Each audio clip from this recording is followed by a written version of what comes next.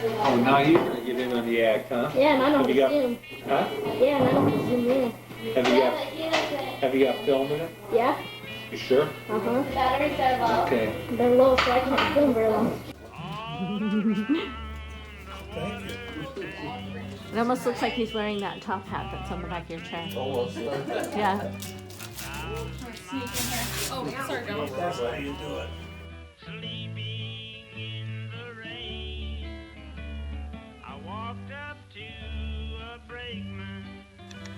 Alrighty, so what was that?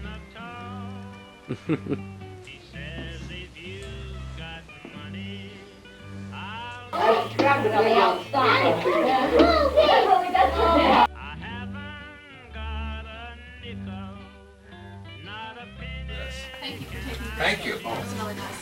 You're welcome. Okay, let's take this.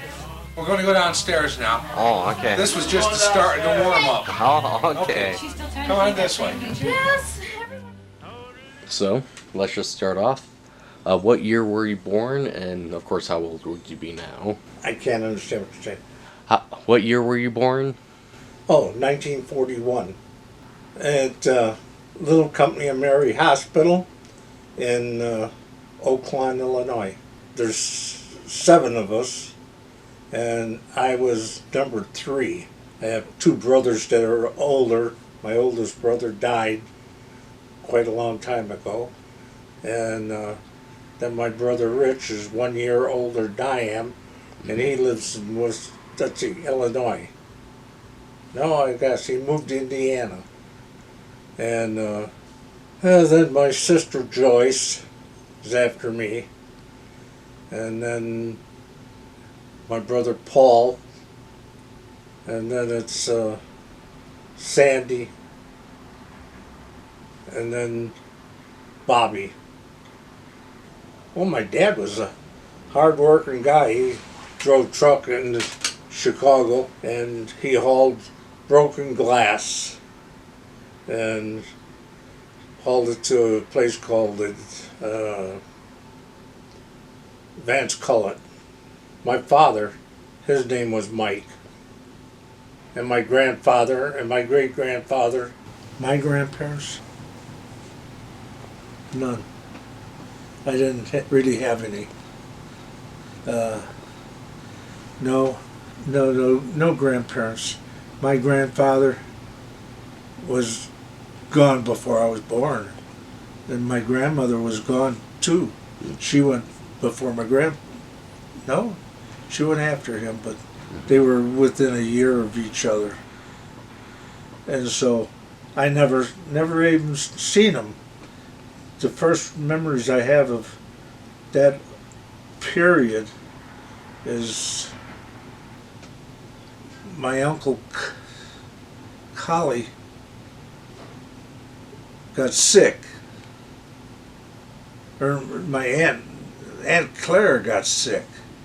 Is how it went. She was pregnant with Jim, so she was really sick, and so Collie says, "Well, I'll go get the doctor," and they were up in Summit, and the doctor only lived about a block away, and it was 100-degree weather, and he ran over to to get him. He come over, and then he came back, and when he came back, he died. He dropped dead, my Uncle Collie. And so that was all I know about him. And I remember him when I was a kid, because he teased me. But that's what happened to him. And my Aunt Clara, then she had the 2 boys, so she had Al and her son Jim. And she was pregnant with Jimmy when his dad died. So he never got to see him.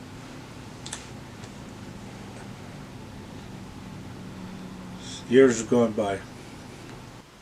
Well, I guess when I was, probably about 4 or 5 years old. I remember my uncle, Paul Buck, coming back from Germany. He was in World War II. I remember seeing him, and that was about all I can remember there. Yeah, he served over there. He was in the Battle of the Bulge, which was a very famous battle, and he was wounded there. But that's about it. I remember him coming home, and I can still remember him with the doughboy uniform and the spats on and things like that. But that's it. Oh, that's just about all I really know, is that he took off when he was a kid, and he joined the circus. But he was all over the country, and he was riding boxcars. See, so when he got off, he was in Florida, and the circus was there, and that's how he ended up on the circus. See, so he did that for a few years, and then he got off of that, and then he went to work for, was it a coal company? I think it was a coal company. That's where he was up on top of a coal car, and fell off and hurt his leg. And he always had trouble with it after that. So, it was just a new experience for him. He ended up in Chicago area, in Argo, Illinois, and that's where he met my mother, was up there. And she was from Beardstown, Illinois, and her and my uncle, they were on their own because her mother died when she was, and it was, I don't know, from what I understand, she committed suicide. And because my uncle, or my grandfather, was a real belligerent jerk. So she was on her own. It was Buck, but I don't remember what his first name was. And because I only really remember meeting him one time. And he was just a drunk, a bully. And so my dad, as a matter of fact, kicked him out of the house. And that was the last time I ever saw him. No, I think he probably lived, I don't know how long.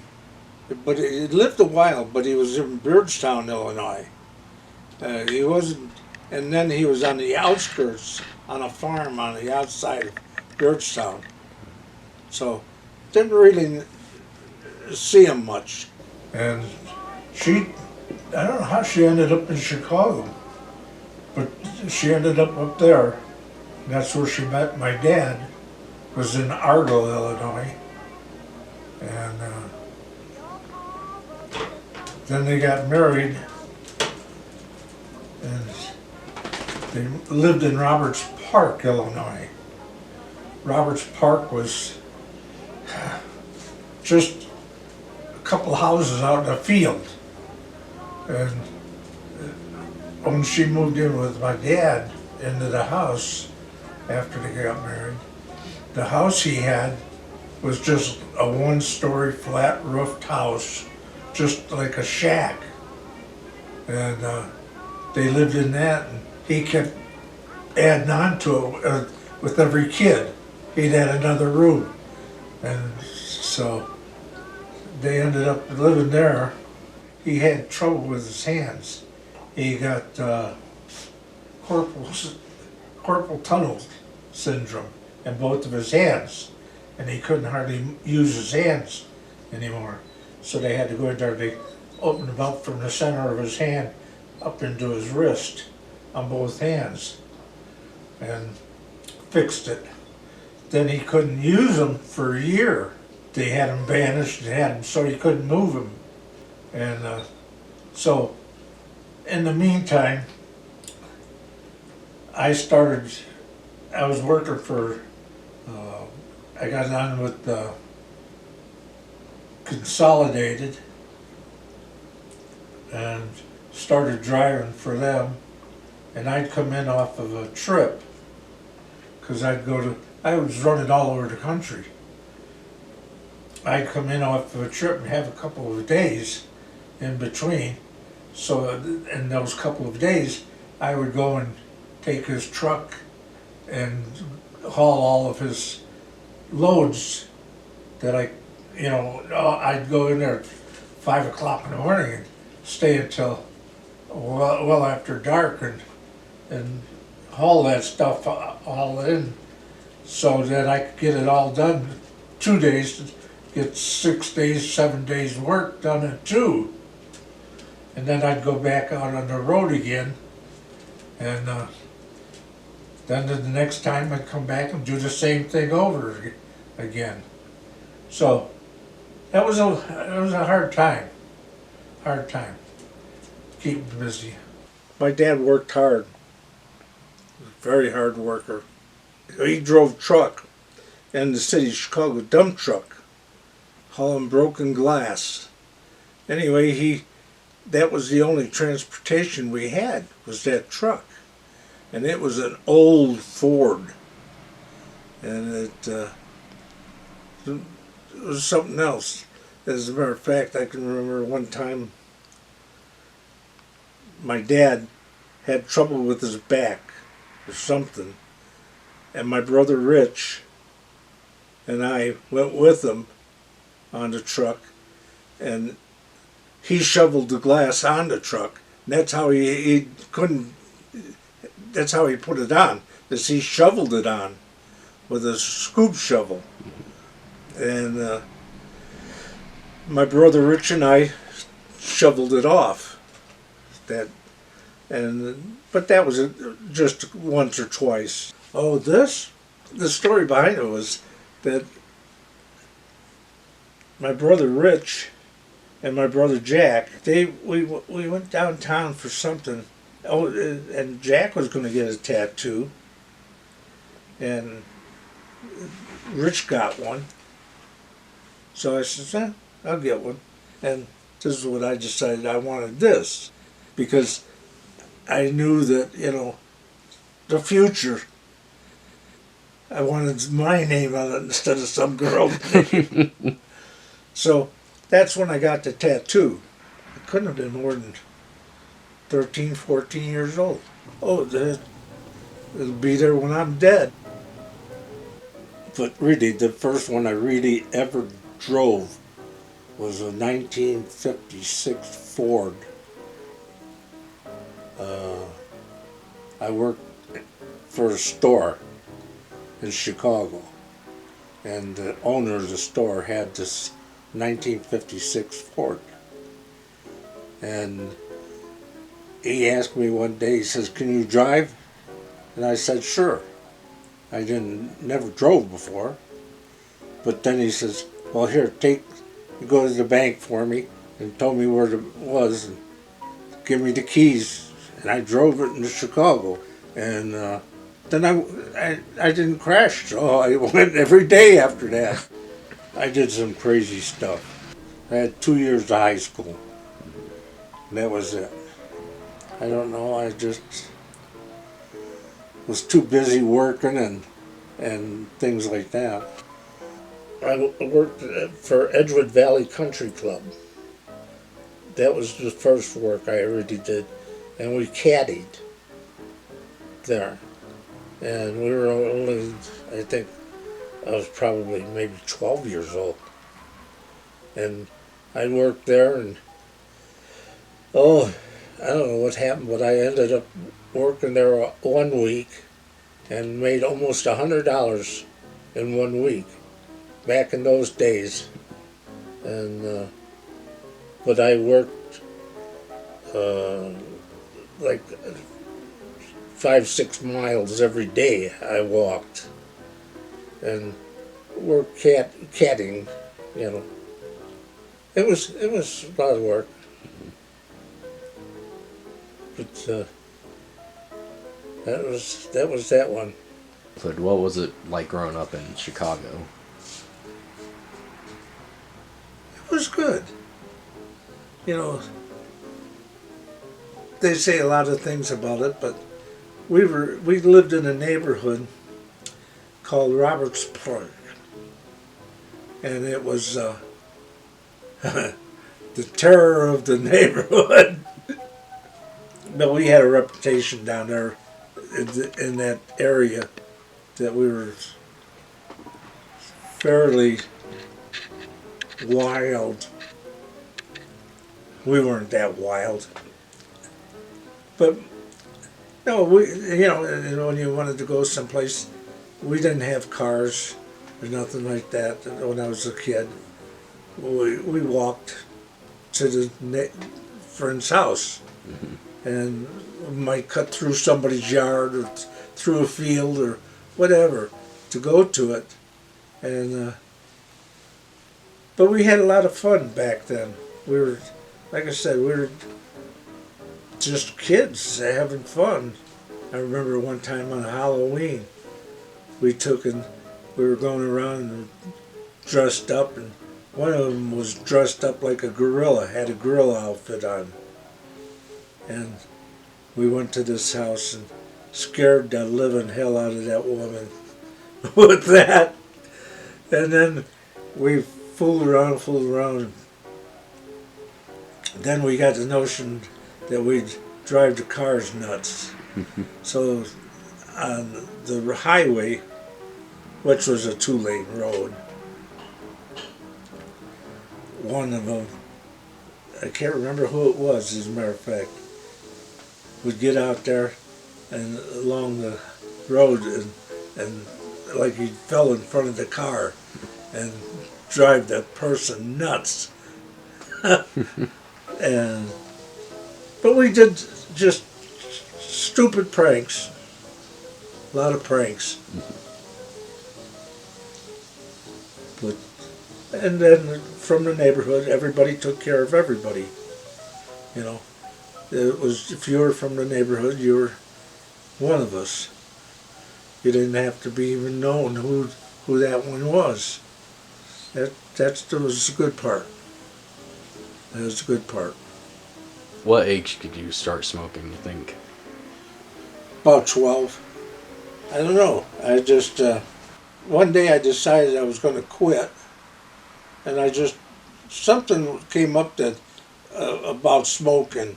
And I decided that I was going to quit. And so one day I was just going down the road, and I can still remember where it was at even. I opened the window on the truck and threw the brand new package of cigarettes. I only had 1 or 2 out of it. Threw them out the window and said I quit. And that's when I quit. I never smoked another one.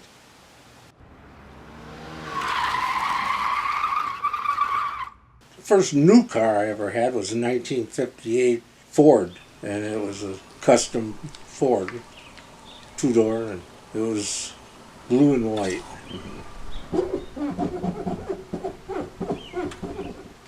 Well, my dad, I don't know where he bought it from, but he found this car.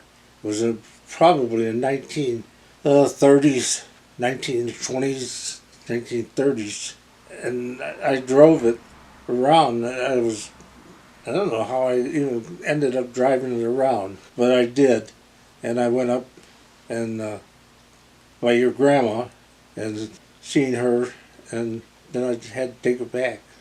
But that was my whole thing with that. Strange things you do.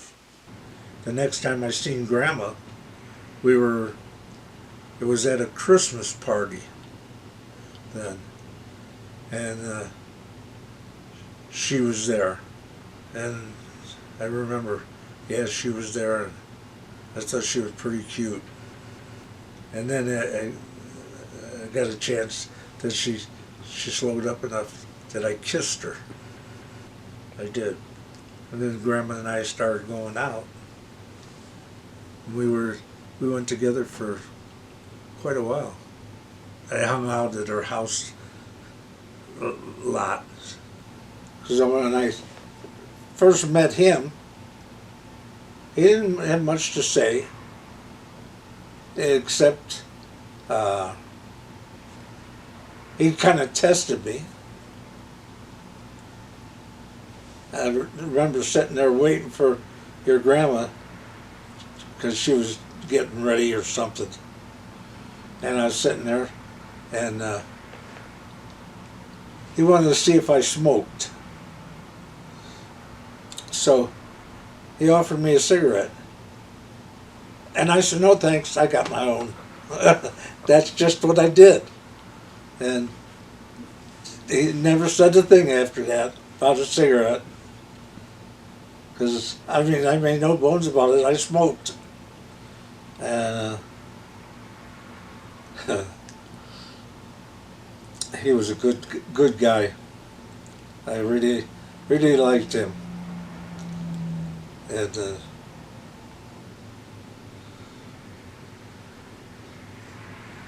we didn't hang out at my house a lot because the house was an old house and it was not very good. So anyway, that was the first we really got together, and we went together for a while there, and then we're at my Aunt Clara's house when we became engaged, and then I had to ask her dad if it was okay. So I had to go back. I went from there over to her house and ask him if it was okay. And he said yes. So Grandma and I got engaged, and then we went out for a while, and then we got married. We got married at Sacred Heart Church by Father Maher. No, Brody. There's Father Brody. And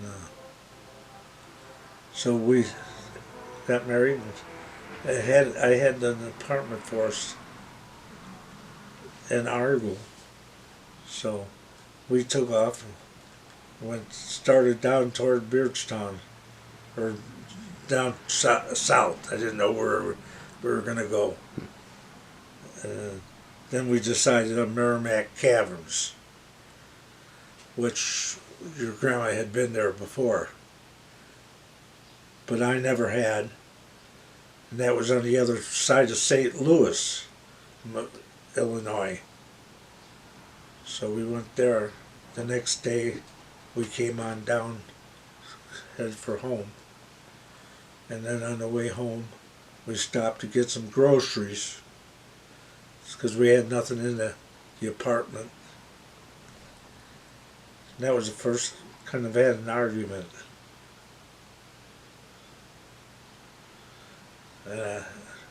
Anyway, we made it through there. So that was it. So we lived in the apartment for, oh God, only a couple of years. I had come into some money, and we figured that was probably enough to get us a down payment on a house in Hampton Park was the place, and that was out by Joliet, Illinois. So we had that, and didn't have anything else. Didn't have money for furniture. Didn't have money for anything else. We had a house, but we didn't have anything else. And I had to drive. I was working for National Can then, and I had to drive all the way out there. Well, it was like 20 miles, 25 miles out there. And so every night, I was on the way home. It was, I mean, there was no overhead lights or nothing. It was all street. And so one night I was coming home, and I just got onto Interstate 55 to head for home, and I went about a mile and a half, and there was a car crashed in the middle of the road, and I didn't see anybody around. I thought it was just empty. And anyway, I stopped, thought I'd better take a look, and damned if there wasn't a person in there. And the guy was hurt, and he was locked up in there. And I finally got somebody else to stop and sent them to get help. And so I stayed until help came, and then I left. So I don't know whatever happened to the guy. But he was banged up in there.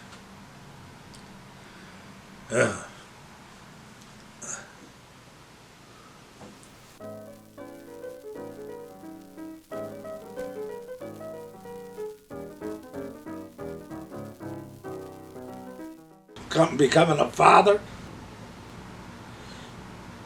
You know, I don't think I really had it soak in until actually when I took Grandma to the hospital to have Deanna. I can remember we jumped in the car and we took off and we went over to the hospital. It was West Suburban Hospital, and off of Cicero Avenue. We drove all the way down there. Couldn't find a place to park. I had to go over and park on a side street. And I got out of the car and I dropped the keys. And it was darker than hell. And no lights. And the keys went down and I couldn't find them. I hunted for them. And finally I found them. And your grandma was had taken her into the hospital, so, and you know, because she had to be in there already. And I went out and found the keys. And then I went in there and checked on her to see how she was doing. And she said she was all right. She was, you know, they were coming in to do something with her. And I said, well, I'll go outside. Anyhow, I went in there and sat and waited until Grandma, they come in, they fed Grandma. And I thought, oh my God, it looked like a steak. It was, you know. And she looked at it and picked it up, and she says, it's liver. And that's what it was. And yeah, that's how she felt about it too. She just thought about it, just vomiting. And so anyway, she got her liver, and she ate some of it anyway. I think she felt like she had to. And then when Deanna was born, after that, I don't remember. It was a busy thing. I had to let my mother know, or my dad and the rest of the family know that she had Deanna, had a girl, and that was it. I remember Donna, you know, she came home from school. She was in first grade, her and Deanna, and they came home from school. They got off the bus and came down the street. Because Donna, at first, to go to school, she was scared. And she really, but then got there and she got talked to somebody. She was, Donna was that way. And she got to know the kids real good, real quick. Go buy them. See? When you get as good as I am, You would have known anyway. and for as long as I've been, you get things like Well, that. that's So, right. see what- See, next I wanna year you look don't down in the complain about the box, door being open, otherwise Yeah. things don't Hey. come in. Yeah, we won't bring your presents What? We in. gotta check out this one, because this was on I it can before, give and I you don't know if it one was damaged or here. not. So we gotta check it out, make sure it's damaged. It's a real rag, okay.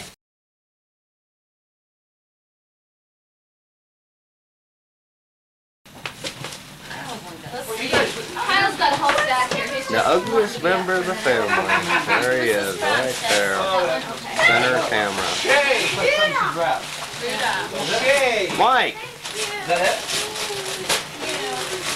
There we go. I figured it was. What? I just wanted to get the ugliest member of the family recorded. This is for Kyle. You want to be on American Home Funniest Videos? Black eye and all. I almost forgot him. I have my son Mike, which Mike is, oh gosh, what is he, 60 now? I think he's 60, and he was my youngest. He never got really in trouble on his own. It was, and then that one, the only thing that got me there was that we were having people over, and there was something going on, and he wasn't supposed to have a BB gun out, and he had the BB gun with him out, and they shot and took a window out by Ben's house. Whether he shot it out or somebody else did, but they had his gun. And that made me madder than heck. So I went and got his BB gun, and I busted it up. I destroyed it, and to teach him a lesson. But that was it. That's all a long time ago. Your grandma Schubert, her name was actually Annie, and she was a little woman. I liked her, I really did. She was a happy-go-lucky type person, but she made Grandma toe the line. Oh boy. And your Aunt Bernice, but she made them toe the line. And I can remember we were out there on a holiday or something, and the kids were playing, and Deanna and Donna were playing in the swimming pool with the kids, because it was only about that deep, and and that was just a little one kid pool, and so she got goofy and just started splashing me, and I self-picked you, and I picked her up and set her in the pool, and Dolores, your grandmother, and then they were just because she had a heart condition, and I never thought about it. Yeah. I picked her up, set her in the pool with the kids, she was all dressed up even, and she just laughed, and she says, "Well, I'm here now, I might as well stay," and played with the kids. I can still remember that. She was a good person. I thought so anyway. My next thing was I went to work for CF, and I had to go over there and get it all filled out and set up, and then they gave you 30 days. They'd call you and tell you when you're going to get sent out. And they called me and told me that I was going to go, let's see, where was it? Up to Boston, Wisconsin. I think that's what it was. Anyway, I went up there and with a guy named Dean Johnson, and because you had to take a kind of a test with different people, so they'd rate you on how you could drive. So I went up there with Dean, and then coming home, I got up there, and the hotel that we stayed in was noisier than hell, so I never did get any sleep. And then I had to drive back, and that was 350 miles. and the trucks weren't as fast back then, and it was all 2-lane road. And so I drove back, and then after that they sent me to Toledo, Ohio. What was his name? I can't remember. He was a nice guy, and he was, it was supposed to be, so, you know, like they were judging you on your ability to drive. And before I got to the edge of Chicago, even driving out, because I was going over to Toledo, Ohio, he climbed into the bunk and went to sleep. He says, "Yeah, you can drive." And so he climbed there and went to sleep, and got up when we got to Toledo, and then he did his thing around there as I was getting everything changed around. And then we left there, and he went back to sleep. And I got back to Chicago, and my next trip was to Indianapolis, Indiana. And that one was all right. I drove down to Indianapolis, which was a short drive. That was only 190 miles down to there, and 190 back. And so I drove that. And anyway, I was coming down Cicero Avenue, just short of the terminal, and coming up to the light. And I was running right along, and that guy that I was with, he says, "What would you do if that light turned on you right now?" I says, "I'd stop." He says, "What if you couldn't stop?" I says, "I'd go through there, and you'd see the damnedest wreck you ever saw." That's what I told him. And anyway, he laughed, and we went on, and that was it. Next trip I took was a full trip, and I took that and went to Seattle, Washington. And that was with, what was his name? He was a colored guy. Anyway, Jackson was his last name. So I run that and got that trip in. And then they put me on the board, and I'd rotate it, and when my turn come up, that's where I'd go. I don't think there was any favorite place, really. All the places I've been in the country, there was none that was completely my favorite. You know, ones I can remember are like the first time I ever went into Phoenix. Tom Carroll, which was my sleeper partner then, Tom and I went in there, and Tom had a uncle or something that lived down there, and so he called him up and went with him. I had to go with him, but anyway, I stuck around there until we got the heck out of there, and then went. I think we went back. We had to go back clear up to Vegas, and then come back. It was because you were designated routes back then. Companies had to buy the rights on certain routes, and so when you had to go on that road, whether it was shorter or longer, you know. That was it. If I wanted to stay with my job with Consolidated Freightways, I had to either move or quit. And there was a lot of different places I could have moved to. And I think what was my first choice, I can't remember what that was.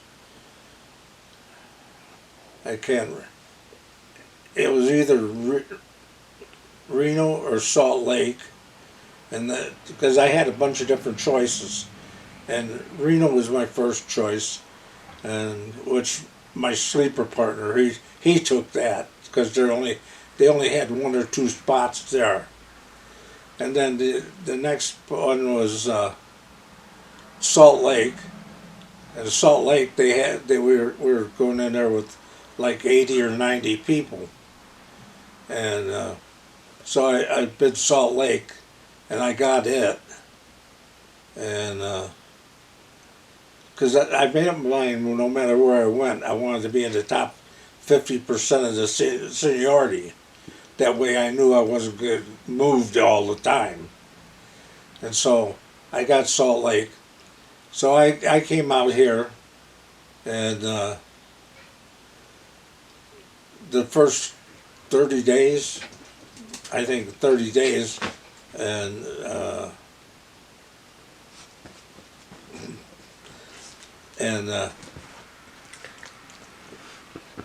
so she's a pain in the butt. First 30 days, I was back. I was going to go back and help your grandma sell the house because she was going to sell the house, and she did. She sold it before I ever got there, and which she did good. So anyway, I ended up. Your grandma got everything sold, and I went back and got her, and Beacon's Freight Line, or furniture moving, they came and they packed everything up, and all the furniture and everything that we wanted to take, and they hauled it back out.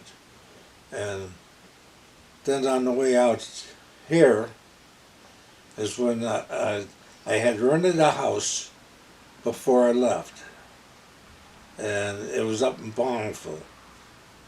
And then I got back out, and it was just, let's see, just before your grandmother and I came out here, the woman changed her mind. She was just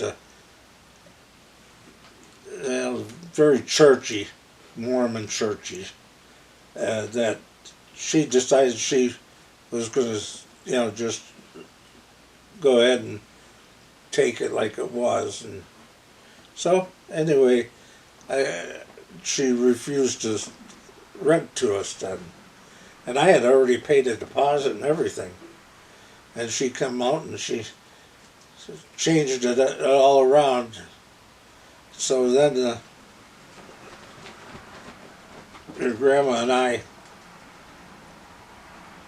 we had no place to go. There was a little house over there on 13th, and we were going to rent that, but they had to empty it out first, and good grief, because it only had 1 bathroom, 1 bedroom, and that was it. I mean, otherwise we slept all over the place in there. And we did, and so we got through that one. So what was your first impression of Utah? Very cloistered, and they were. It was, if you weren't one of them, you didn't count. And it was that tight with the church. You were either a Mormon or you weren't. So that was hard, and it was really hard for your grandma, and it was for me too. To just live with that.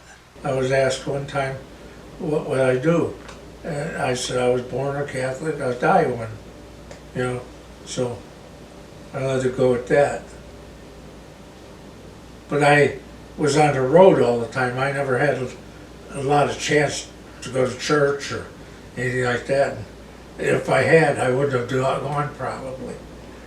So I believe in faith. I think people should have it, but it helps you live a decent life.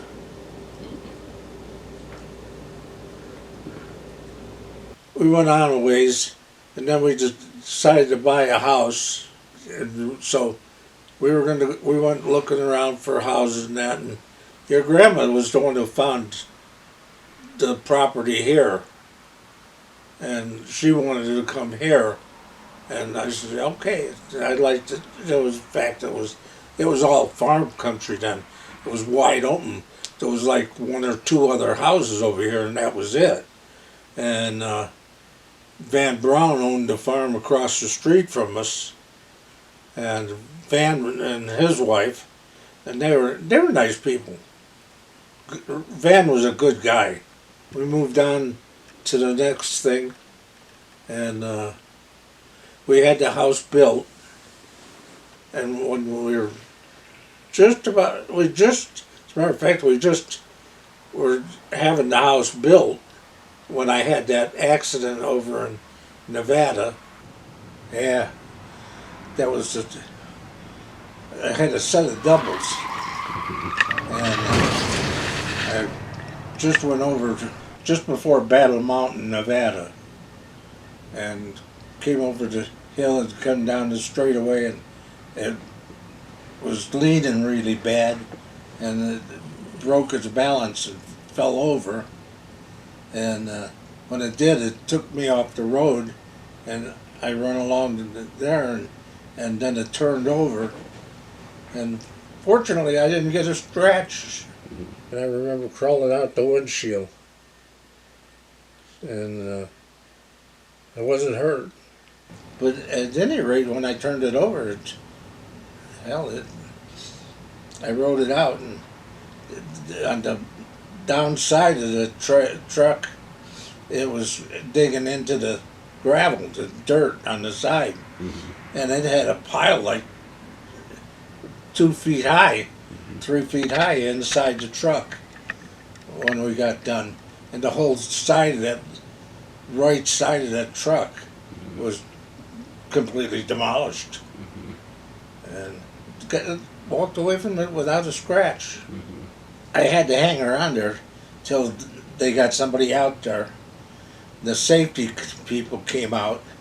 Well, the highway patrol come out first, and he kind of had it in his mind that I probably fell asleep until when I was running with another driver, but he stayed behind for some reason, and he came up and told the guy that we had talked about it, that it was leaning really bad, and we figured it was going to turn over, and so the cop changed his whole tone, and so then this insurance company that worked for CF, he come out and was looking it over and assessing it, looking at what it was, and he gave me a ride back to Battle Mountain, and then I stayed there until I could get a flight out of there and fly back to Salt Lake, which took us a while to get. So anyhow, but I turned over that front, it was a set of doubles. The back trailer stayed up because it had a good balance load on it, but that front load was the bad one. And so the company realized then that they should have blocked it so it wouldn't do that. And that's when they decided at first they gave me a chargeable accident out of it. But then when they got the reports and everything and looked at it, they canceled that out and said no, it was their fault. So anyway, I made out on that.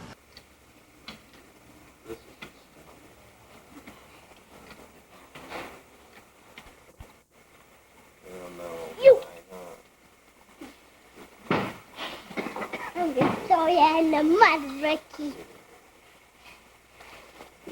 Put it, Kyle. I'm videotaping. Can't tell me. Go back. Go back.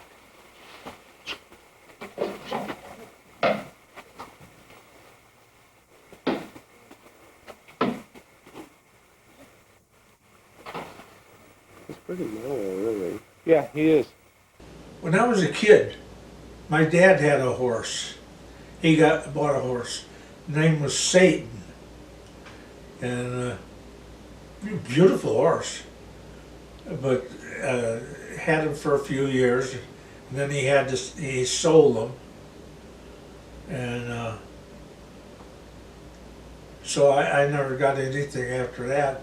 And then when I got the chance when I moved out here to Utah, I had the ground, and I thought I'd like to get a horse. And stupid me, I went and bought one. And I think I paid $200 for him.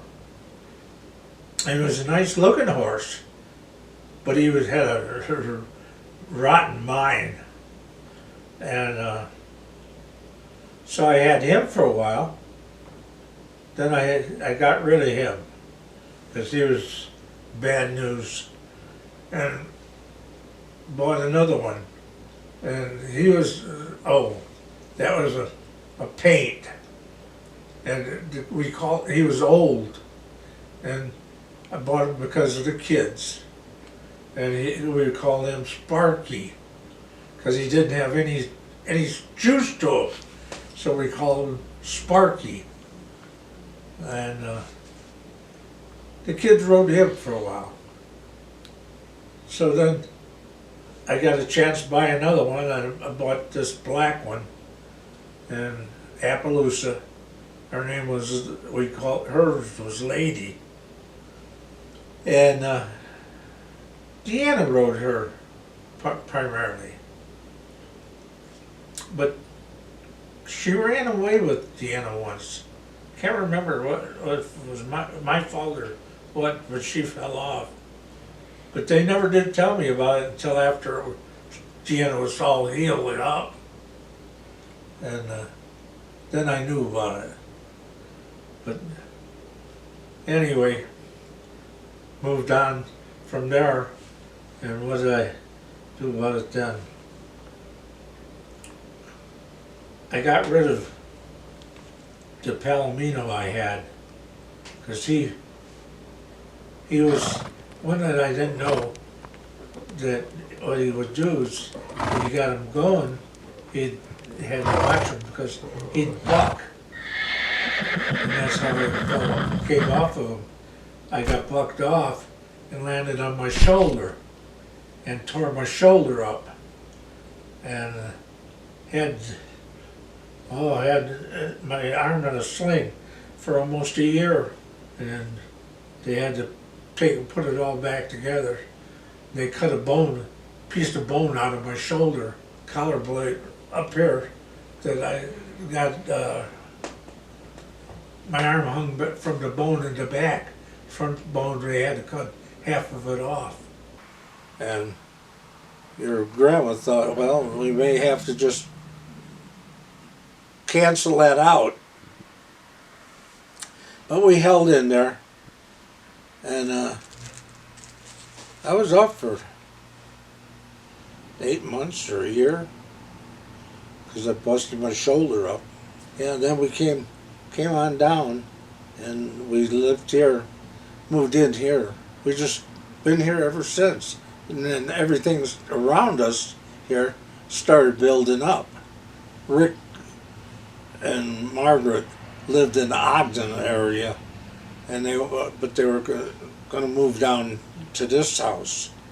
They were going to have it built, and I tried to buy the property off of Rick because it was still empty, and they hadn't even started to build anything. And then he decided he wasn't going to sell it. But I thought when I moved in here that I probably could buy it, and I couldn't. And the ones in back of me, I couldn't buy them either. They were sold already and going to build. So, you do what you have to do and go with it. Oh, I remember one time I had a sleeper partner. His name was Tom Carroll. And we ran two-man. And we were in Seattle. And we went to, first, that was with Ron, went to Seattle and went to the World's Fair. And back then, and we went over there, we were laid over in there, so we took off and went to the fair. And I remember going up into the Space Needle, and that's where they had a cafeteria, and we had lunch up there. We left that, and oh, good grief, went back and went to sleep, and it was, they called us again and time to go back to work. They got the truck ready. So we got back over there and left and came, let's see, left there and we got that taken care of. And then I went with, next time I was with Tom Carroll. And we were coming out of Seattle, and it was snowing on Snoqualmie Pass.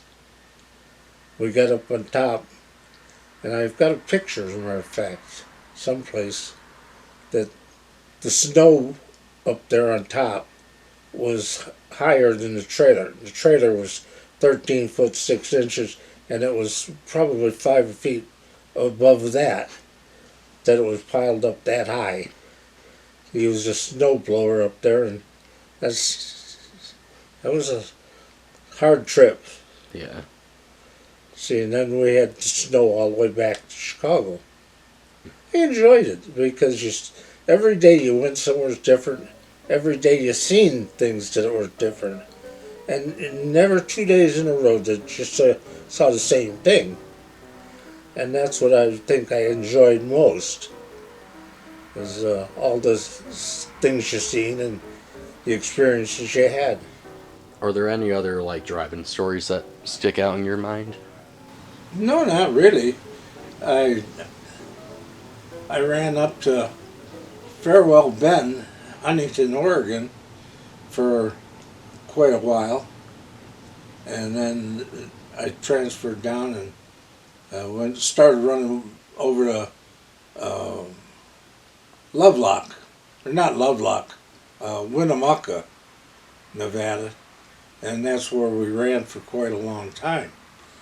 And that was, then they decided that they were going to quit running into Winnemucca, and we started running from into Reno, which was about 35 miles further on the same route, but it was just 35. We had a terminal there, and we went in there. And then after that, what did we do? Good grief. We were always doing something different. So, can't remember what it was all about.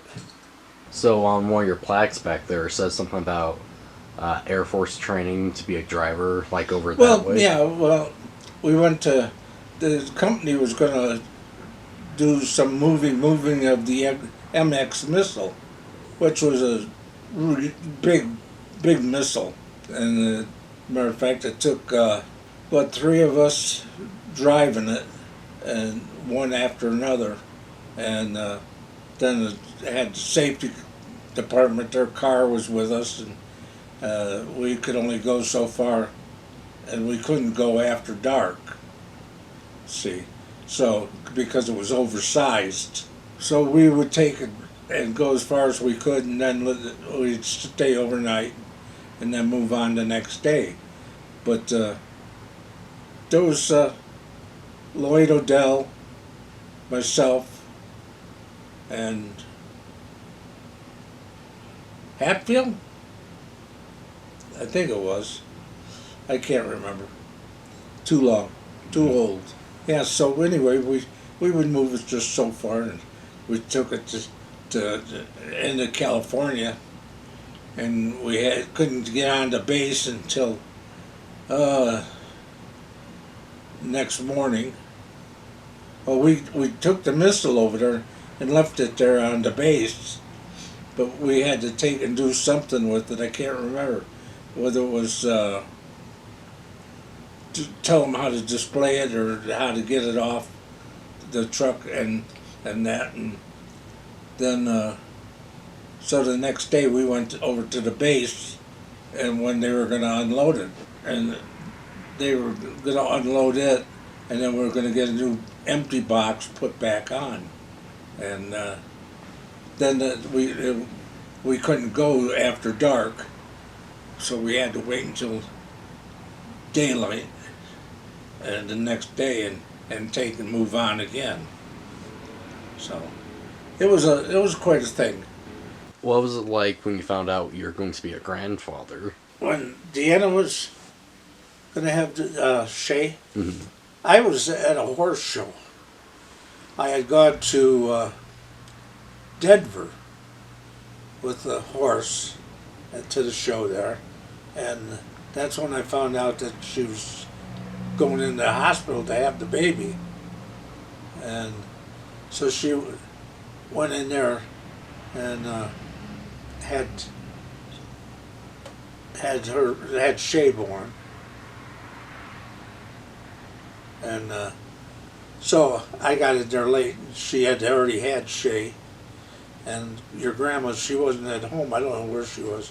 So I took off and went to the hospital. Thought, well, she's probably over there, and got in there, and she wasn't there. She had left already. And so I just went in there, seen Shay. I wasn't supposed to be in there even, but I did. And then I left, and that was the first one. Mm-hmm. But then, good grief, if I go down the line there, They kept coming. boy, they did. Yeah, they found out how it worked and took advantage of it. I had the first four. There were, I call them the fabulous four. And one was, let's see, I had Shay, Stacy, and Rick. Yeah, Chrissy, she was there. She was the blonde bomber. She was always in trouble. Chrissy, turn around and wave to Grandpa.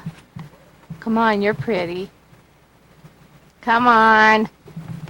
Hey, this is not your best view, dear. That's your mother. I wonder why. Oh boy. Or put it in a zip bag. What? This pizza. Put it in a zip bag or wrap it in foil or something. I caught one of her dirty looks on tape on it. I said, what? Yeah, your mom will see it. She was one that she just did her own thing. She had a hard time controlling her all the time. It was she was a good girl. She was a good girl. Had her and Shay at the same time. I would take them both. Chrissy would start to act up or something, and I remember Shay telling her, be good, Grandpa's won't take us again, you know. But she was the one that was taking care of her, and she was good. And your mom, she did a lot of, she was good.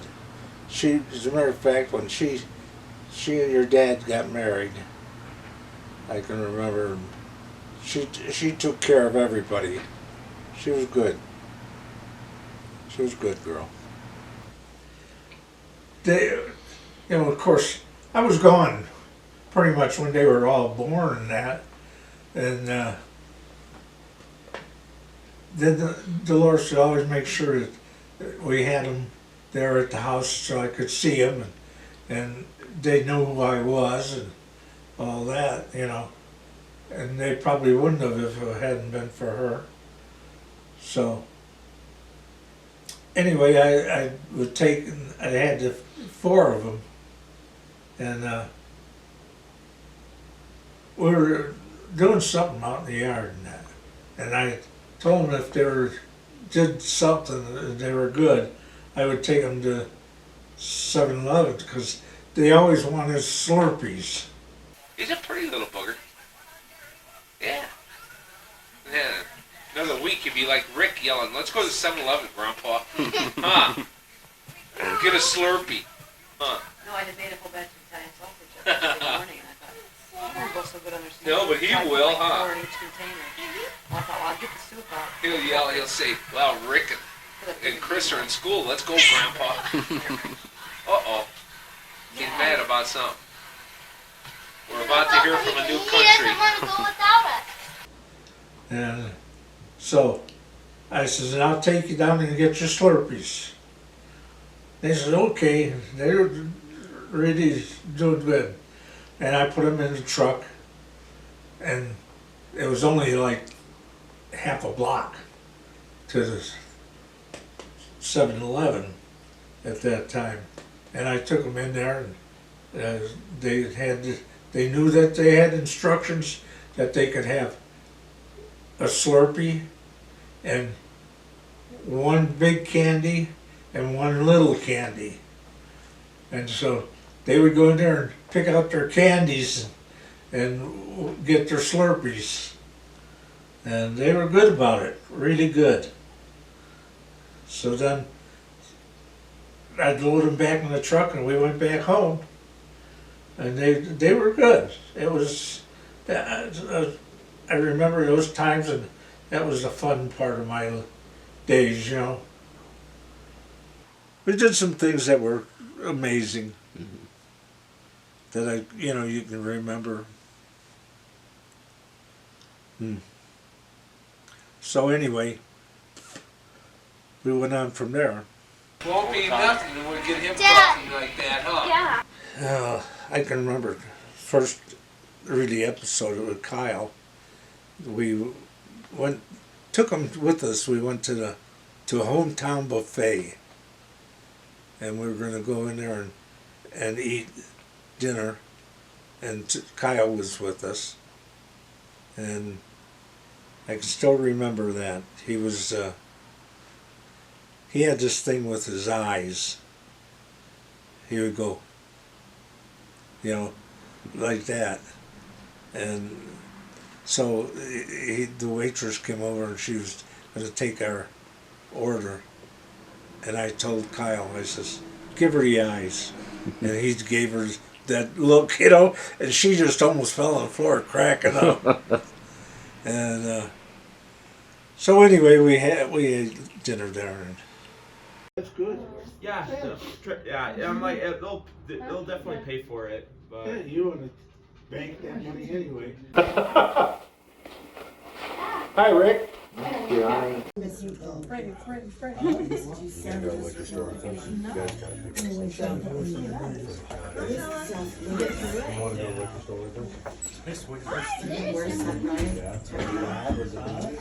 that yummy? Dad, get this done for a second. You got a shirt? Oh, I'm sorry. You got a t-shirt? Look at Daddy's Here, Kyle. Look at Grandpa's got. That was the Hey, ski one? Kyle. Yeah. That was like a sweater. Kyle. Look at That was a Mom. heavy cotton shirt. That was Okay. That's Got a shop cool. back. You don't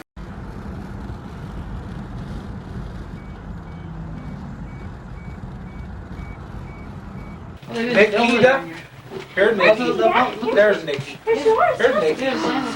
That's Nikki. Oh, did you guys Here's Shay. Oh,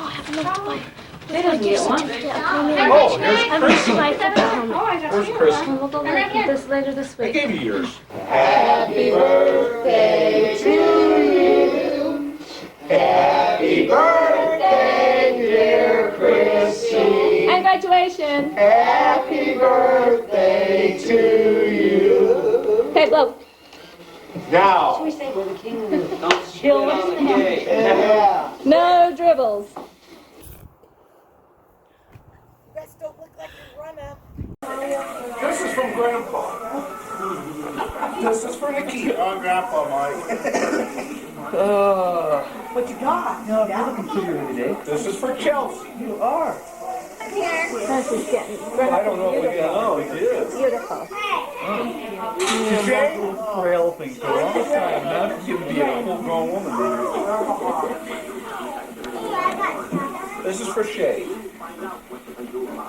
Shay, we can see up your skirt. Kyle! Woohoo! This is Kyle. All on video, Shay. This is yours. Open the gift. Yeah. Hey, get out. Cuddle Dean, let's see. What is it? What is that? An ID bracelet. Oh, wow. And Donna, I got a... Hi. Good, you look good. Thanks. Cards and cute. Come on, get your papers or that Mickey Mouse Mike card. and Karen. Show me your papers. I was thinking about getting my own papers.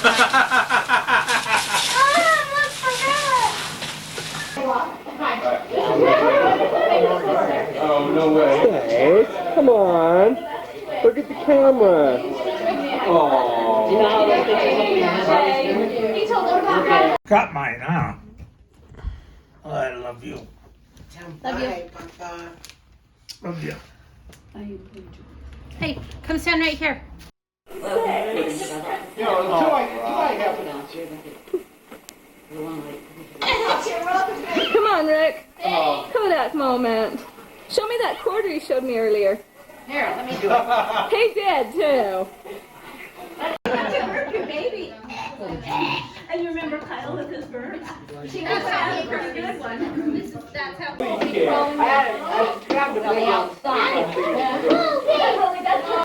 And we have the beauty queen sitting in the back catching some rays, decorating our boat for us. There's another one over there hiding. Hey, you guys are gonna love this. Wait till I get home and put it in the TV. You're gonna say, ah, this was so fun. chicken pox. I hope Grandpa's had chicken pox. Oh, you got gloves? So that when you go out when it snows, see? No, I can't go to work with them or anything. Yeah. Or be, what, 30 years old? I got those. Go to Cheyenne. Yeah. Those cards. Start wondering why you're itching so much. Yeah. Oh, that's your purse? Oh, let's see. What's your sweatshirt? You look good.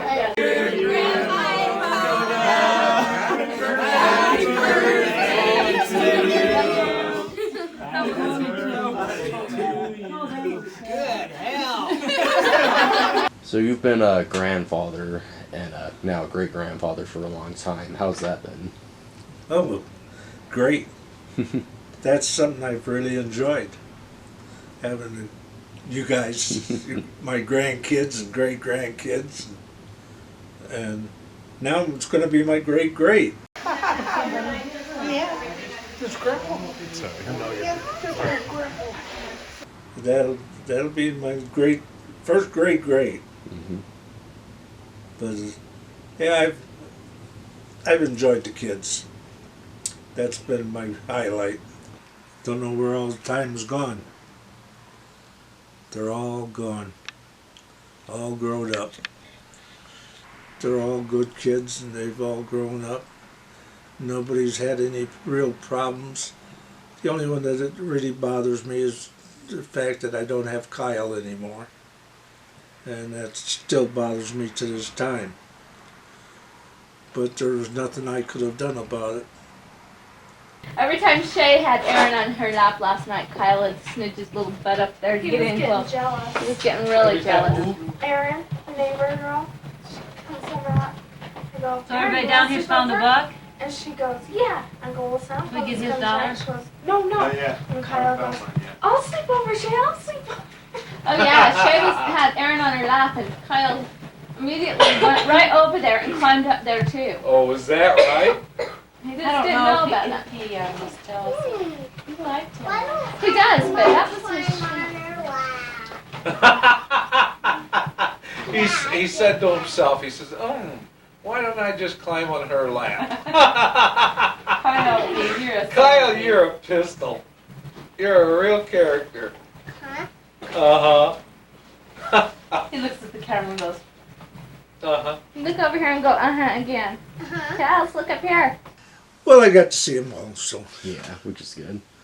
Well, I mean, like we always come over for like Easter and Christmas and stuff. How's that? Oh, that's the great parts. You know, I get to see all my grandkids and my great grandkids and all of them in one place. You know, and now it goes to the great greats, and I'm not going to live long enough to see a lot of them. Happy birthday, dear Grandpa.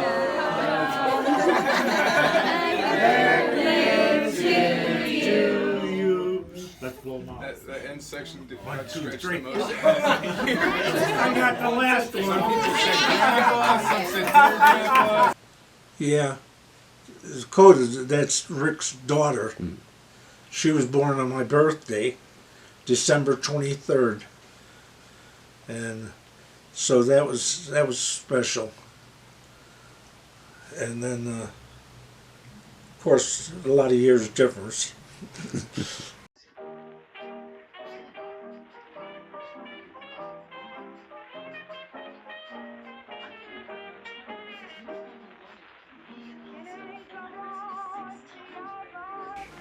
Oh, I stayed with Consolidated for 30 years. Went all over the country. Put a lot of miles on over those years. Probably close to 3 million miles. I got hurt and broke my pelvis, and they forced me to retire.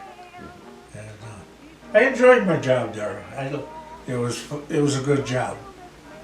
So, then what? My favorite horse? Yeah. Royalty. He was my favorite. By a long shot. Yeah, his mother got her out of a field from George and Joey Kansas.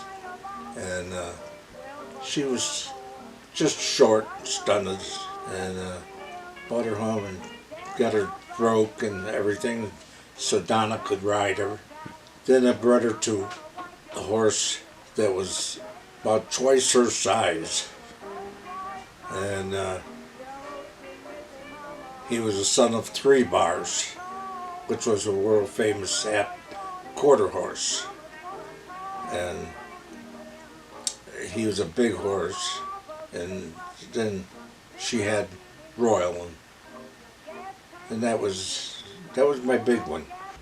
I decided that I couldn't ride and do what I wanted to do, so I decided to sell horses.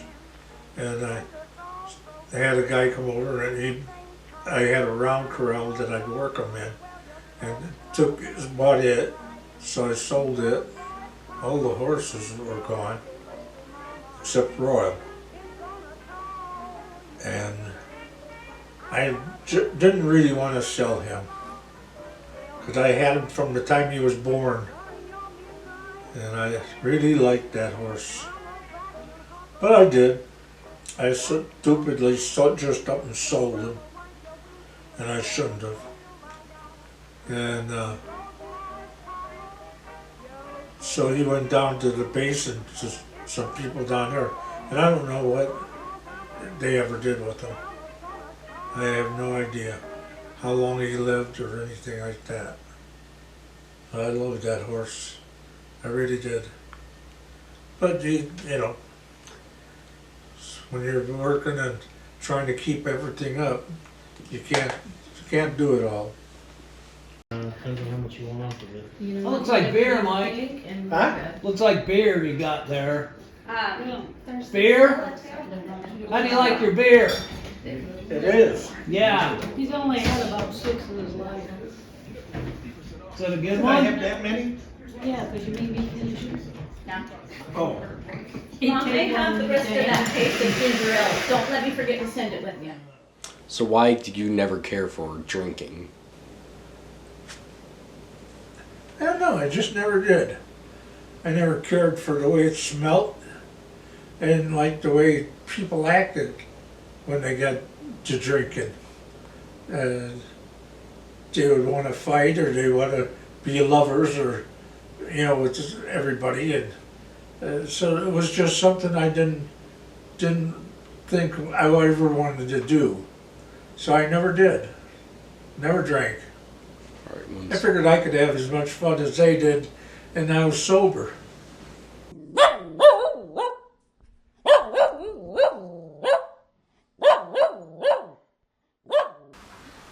Bo, you're gonna have to get down.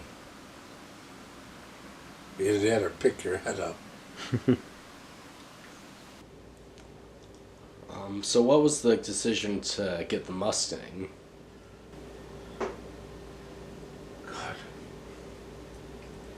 I had something that I picked up. Can't remember what it was. And I sold it. And I had the money. And it was burning a hole in my pocket, I guess. And I liked the Mustang. I've always wanted to have one. And so when I got the money for whatever it was, when I sold that horse, I got $40,000 cash for him. And so I took it, I went and bought the Mustang. And I went over to Ford and looking at them and looking at all the cars and that, and they had that one Mustang there. And I asked them how much for that. And we dickered back and forth. And finally I bought it, and then I came home, and not with the car. I came home because I had the one car that I had to bring back, Dolores' car. So I come back, and we were talking and back and forth out there, and I told her, I said, well, I bought this car. And she says, well, where is it? And I said, it's coming. And here he come down the street. And I don't know if she was fond of it or not, but I had the car. It was a car I always wanted. So anyway, I got the Mustang, and then it sat in the garage most of the time. It's still out there in the garage, so all the years I've had it, and I think I put 18 or 20,000 miles on it, and all that's back and forth to Wendover. And other than that, it hasn't gone anywhere. Because she don't like to drive it. She won't drive it. And so it just sits. Well, I can learn to drive a stick for you if you want me to. Well, that could happen. Could happen. Because that Mustang had a 5-speed transmission in it. And it wasn't that hard to shift. So what stories do you have of Donna, Deanna, and Mike? Oh, God. It's the only thing I can really think of, because I was on the road all the time. And so Dolores was stuck with the kids, and always had to take care of them. And she had her hands full with them. They'd get sick, she had to take them to the doctor, and different things, But anyway, it worked out best for us because we were able to buy things then for the house and get furniture and pay the mortgage off. So then I just kept at that, and it was a good job, but it kept you away from home too much, really. But you had to go when they called you. You come in, and I would take almost always. Rarely would I not. I almost always take 24 to 48 hours off in between each trip, and they always run you right back out if they can.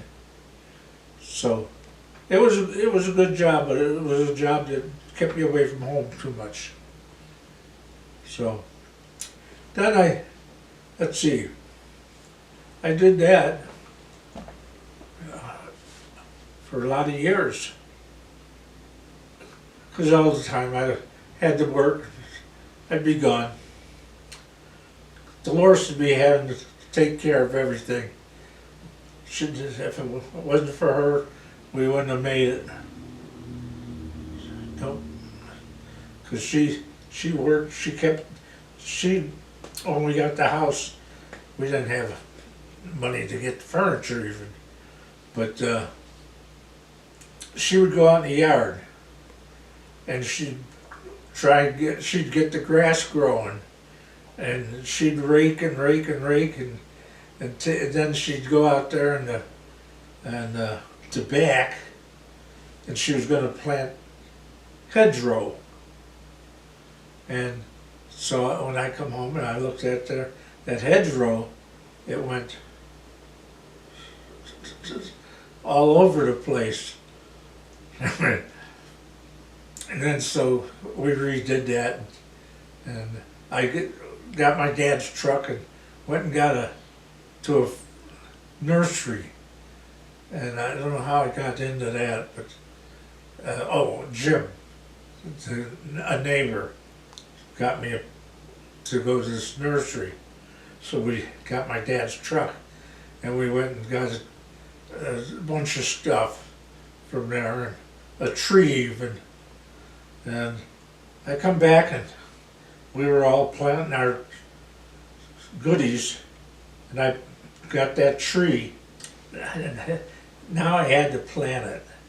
So my dad had Eugene, they had a little bulldozer, and so I got that and brought it out to the house and dug the hole to put that tree in. Because it had to be a pretty good sized hole. And so I planted that, and I got, 2 gallons of liquid fertilizer and plant food. And I took those 2 bottles and I went around that tree and filled it up with all that fertilizer, and that tree took off and was perfect. Hey, dear Grandma, happy birthday to you. Thank you all. Oh, yeah. Cha cha cha. Oh yeah. Happy birthday. Cha cha cha. Cha cha cha. Justin's not here. Cha cha cha. I think what was our thing was Dolores. She was the successful part of it. I was gone a lot, and so she had to do it all. She had to take care of the kids, to take care of the house, pay the taxes. She had to do all that. And I would take just so much each week out of my road expense, because I had to eat that on the road. Then that would be it. She had the rest she had to work with it. Then what? What do you want your legacy to be? Just that I was a good father and took care of my kids and took care of my wife and tried to build things up for them. But that was it. And I wanted to leave them with a good place whenever I die. So. Well, I think you've done a pretty damn good job of that, if you ask so. me. We'll try. We'll try. It's good family. Good family. I had the best. Well, I think that's about all that I'll take from you, but thanks so much for doing this. Oh, you bet. I really appreciate it. Yeah. Your Grandma Donna, she was quite a character. She was good. That's good. And your Uncle Mike. Uncle Mike got into cars. They worked their butts off. They built a good life and good things for them. They're hard workers, all of them. It's the only thing I ever left them, I guess. It's a lot of hard work. But what else can you ask for? Like I said, I was happy with them. I had a good family. And they could give that to their mother. She provided them with a good home and took care of them and taught them good values. And she worked hard. She worked hard. And I don't know if I ever gave her enough credit. But I did what I had to do, I guess. So, that's it. Well, thank you again for doing all this. You bet. I know that I'm very appreciative, so. Well, it was a good family. They were really good. Took care of each other and looked out for each other and still do. If something happens with one, they gotta tackle them all. Okay.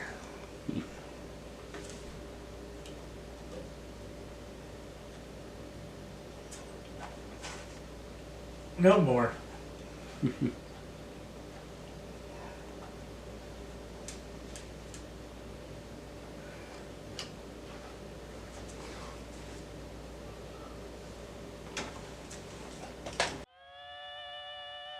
He can take that.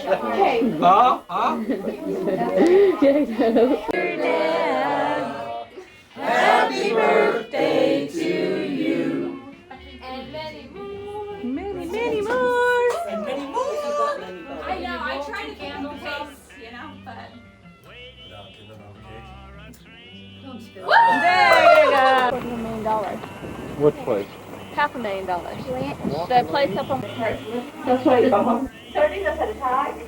Good grief. Dueling cameras. Yeah.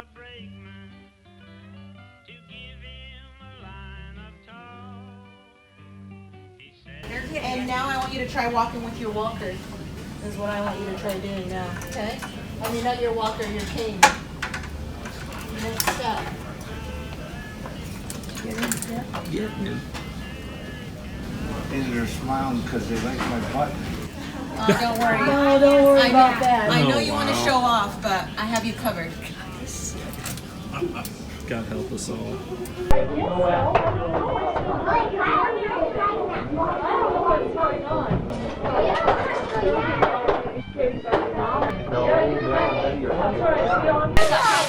Where's your yellow? I'm hoping next year that's what I get at the shop. Oh, I see.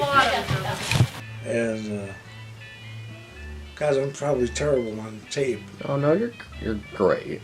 Huh? You're doing fine. Oh yeah. Well, you can edit, huh?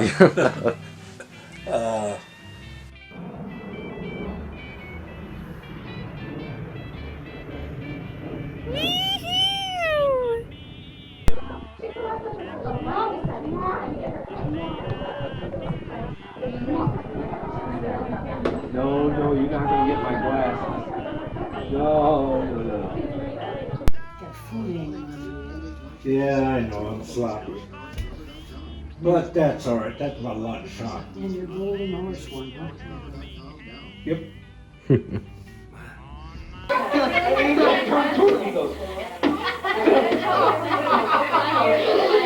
Are you excited to be a movie star? Huh? You excited to be a movie star? Am I out to be a movie star? Are you excited to be a movie star? No. Hey, Rick. Them elements and stuff, did you like them? You know what they were. Send too deep. I explained. Oh, thank you! I told her what they were. She says, well, they're plastic. What are they? That's It's like Grandma's Elder models of her plastic. teeth. I've never seen an Elder plastic. didn't know if you needed them or not. And I said, you don't like them. He said, That was quite a few of them there.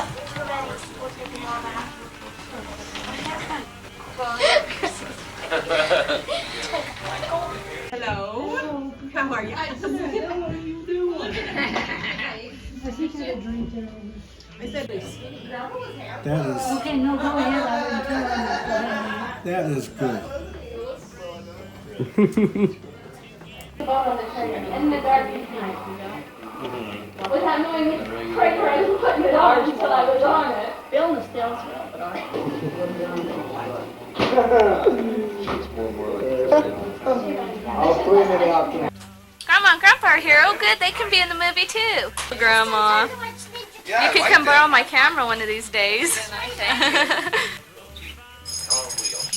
Grandma, Shay's is different than mine, huh?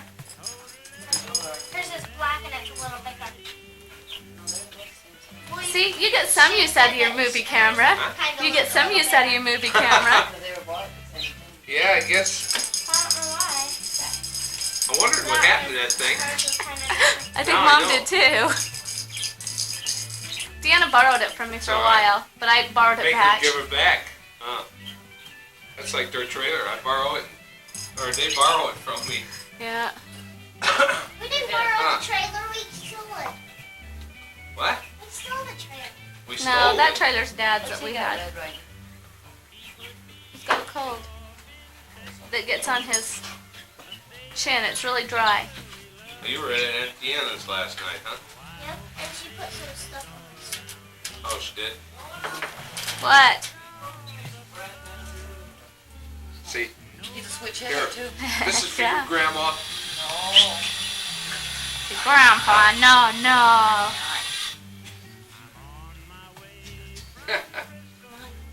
Roll the toes again.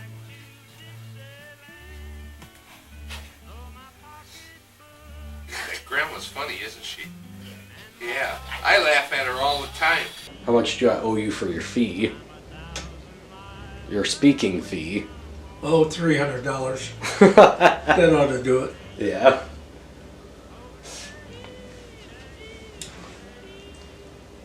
How about 39 cents, huh? It's probably all I'm worth. Oh, psh. There's not enough money for how much you're worth. Well, I hope that the kids appreciate it, but I know their mother worked hard. I tried to, but wasn't always there.